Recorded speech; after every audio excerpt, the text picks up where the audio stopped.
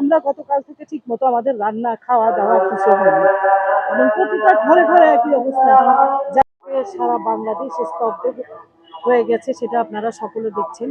Madam যখন অসুস্থ হয়ে ক্লিনিকে গেছিল সেই দিনের স্তব্ধতা আর আজকে যে ম্যাডামের প্রয়াণে সারা দেশ সারা বিশ্ব যেন স্তব্ধ হয়ে গেছে।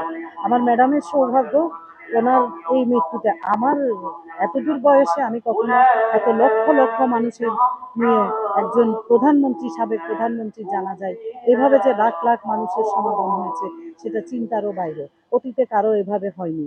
আর একটা দেশের বাইরের থেকেও ওনাকে সম্মান জানানোর জন্য ভারত, পাকিস্তান, মালদ্বীপ সকলেই আসলে এসছেন, প্রতিটা দেশ অংশগ্রহণ করেছেন। সবচেয়ে বড় কথা হচ্ছেন উনি মৃত্যুর আগের দিনটা পর্যন্ত লড়াই করে গেছেন মৃত্যুর সাথে। যে মহিলা একজন সামান্য গৃহবধূ ছিলেন, উনি গৃহবধূর থেকে যে আজকে রাষ্ট্রের প্রধান ভিভিআইপি একটা সম্মান নিয়ে রাষ্ট্রীয় মর্যাদা নিয়ে যে উনি মৃত্যুবরণ করতে পেরেছেন এটা আমাদের জন্য আসলে অনেক বেশি পাওনা।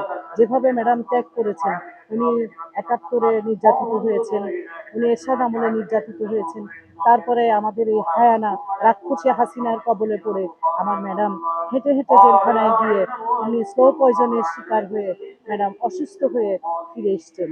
উনি আজকে হয়তো তারা যাকে দেশ থেকে বিতাড়িত করতে চেয়েছিলেন, সবার কাছে ছোট করতে চেয়েছিলেন, মহান আল্লাহ রাব্বুল আলামিন যিনি সম্মান দেওয়ার মালিক, উনি যেভাবে তাকে সম্মান দিয়েছেন সেটা চিন্তা করা যায় না।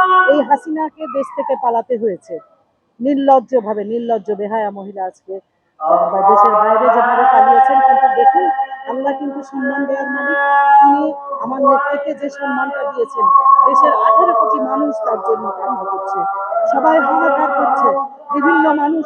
আমরা গতকাল থেকে ঠিক মতো আমাদের রান্না খাওয়া দাওয়া কিছু হয়নি এবং প্রতিটা ঘরে ঘরে একই অবস্থা। যারা পেরেছেন ঘর ছেড়ে প্রত্যেক মানুষ কাল সকাল থেকে ম্যাডামের মৃত্যুর খবর পাওয়া থেকে সারা বাংলাদেশ খালি হয়ে ঢাকা মানিক নিউ এভিনিউতে চলে গেছেন। আমি মহান আল্লাহ রাব্বুল আলামিনের কাছে আশা করব আমার নেত্রী দেশে যে সম্মান পেয়েছে বিদেশে যে সম্মান পেয়েছে ইনশাল্লাহ আল্লাহ সহায়, আমার আল্লাহ ওনাকে বেহেশতের সর্বোচ্চতম স্থানে অধিষ্ঠিত করবেন এবং দেশ নায়ক তারেক জিয়াকে হায়াতে তৈয়বা দান করে সকল সত্যতা থেকে ওনাকে হেফাজত করার জন্য আমি দেশবাসীর প্রতি আকুল আবেদন করছি, সকলে যে যার জায়গা থেকে তারেক রহমানের জন্য দোয়া করবেন। আমাদের আজকে কর্মসূচি, আমরা যেহেতু ম্যাডামের মৃত্যুতে ওখানে যেতে পারিনি, তাই আমরা ম্যাডাম খালেদা জিয়ার জন্য কোরআন খতম মিলাদ মাহফিলের আয়োজন করেছি।